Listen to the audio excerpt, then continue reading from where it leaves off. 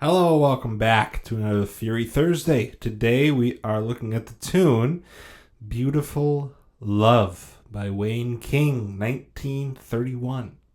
Got my Mickey Mouse watch on today and my gray tweed tie. And that's what's going on. As always, if you've been enjoying the theory videos, tune videos, any of it, a like and subscribe is always appreciated. Of course, not necessary. Just keeps the channel going and the community growing. So, without further ado, Beautiful Love, 1931, Wayne King, chord analysis.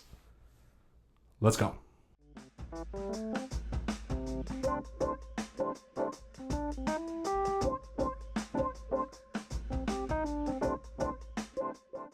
Okay, here we are.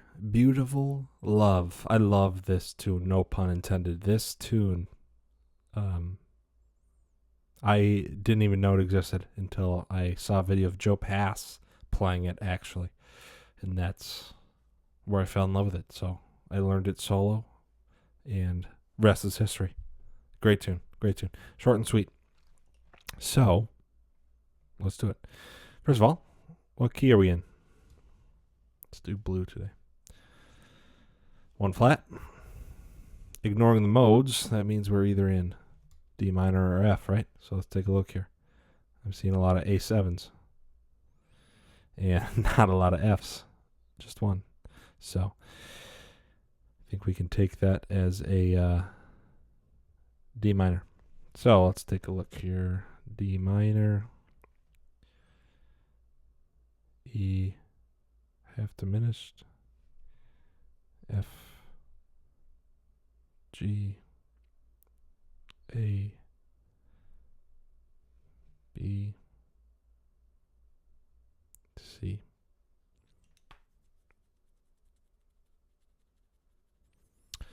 So obviously the weird one here, A7. So in a typical natural minor, that would be an A minor chord, right? Because D minor and F major are relatives, sharing the same key signature, as you saw. But here's an example right here. You see this C sharp all over the place. And that's because we're getting these A7s that create that leading tone to get to D minor. That's what makes the ear yearn for D minor, is that C sharp. So that's why that one's weird. That's why I had to write that as a dominant 7, because that's harmonic minor for you. So let's get into it. First line, easy peasy, right? 2, 5, 1 in the key of D minor. 2, 5, 1. Get a repeat. 4, 7. Oops. Don't write 7 very often. 3. Okay.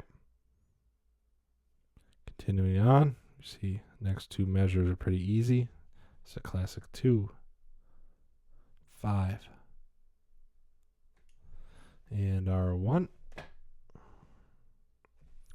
Get another 4. This one's cool. 6, 5, and our 1.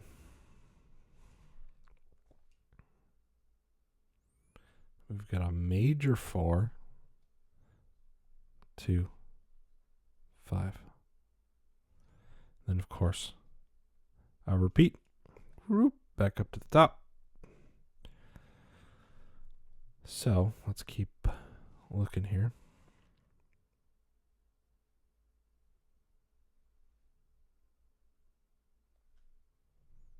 We've got our 1.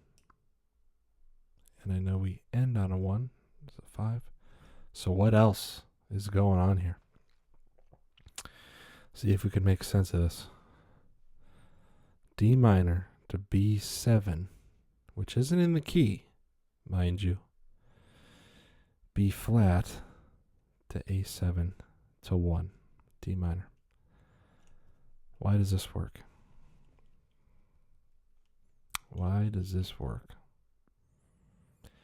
Well, knowing the tune, da, da, da, da, da, da, you could almost call this just a passing chord. So let's analyze this measure right here, because I know why this works. We notice the 5 chord leads to the 1 chord. That's easy peasy. Where does this B flat 7 come in? Why does that go here? Well, to figure out, we have to understand a concept called the tritone sub. And I feel like this is coming up in every one of my videos and I just keep explaining it, but it's good information. So the chord we have there right now is a B flat 7. Let's spell that out. B flat, D, F, A flat. That's a B flat 7 chord right there. Now usually to get to an A chord of any sort, what you want to throw in front of it is an E7, right? That's the 5 of an A chord. That will lead your ear to that A, that E dominant 7. But that's not what they used here. What they used was something called a tritone substitution. Now the rule is you can pretty much take, obviously there's exceptions, but you can pretty much take any dominant chord and substitute it out with a dominant chord that's a tritone interval away. So we know E7 would have worked here because it goes to A7. And what they did was they took E, tritone away from E, B flat, and put that there. And you're saying, John, I get that's the rule, but I mean, why is it the rule? Why does that work? Well, let's spell it out. If we were to use an E, G, sharp, B,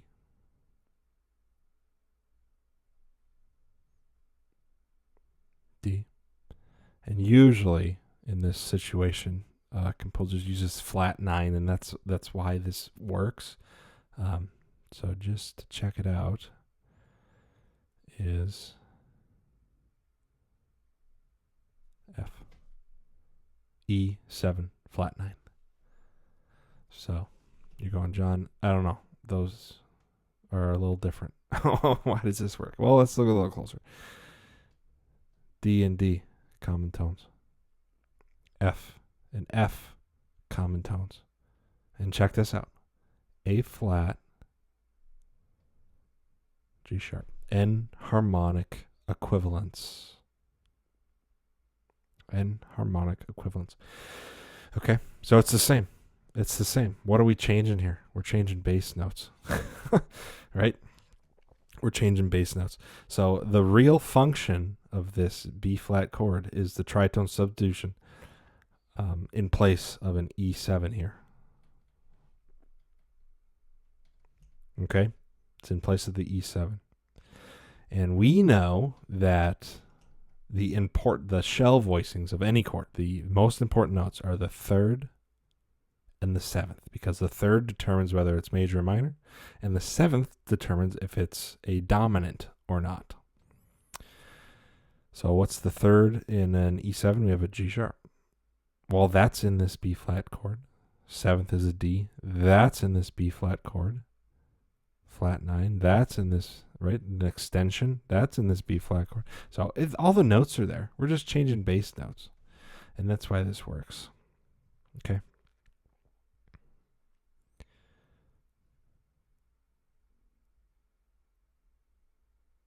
Okay. So now that I remember we were doing blue. Okay. Now we know that we're functioning as an E7 here, right? So this, you could write this as E7. So we're going to classify it as a tritone sub, but know that it's functioning as a dominant to lead to this A7 chord. So you could call this a well, we'll call it a tritone sub. There's no, because that's what it is. I would suppose you could write it as a major 6, but it's not. It's just not the function of it. The function is getting us to here. So now that we know that, we can make sense of this chord. Now this isn't in the key. What's going on here? Well, take a look at where we're going. Not B flat, but E7. Okay, so in reality, this is functioning as a 2 chord. This is a 5 of 2. I'm going to write half diminished just because that's the key. And in our ear, we hear this D minor, we hear this B7. Our ear will hear it as going to this 2 chord, okay?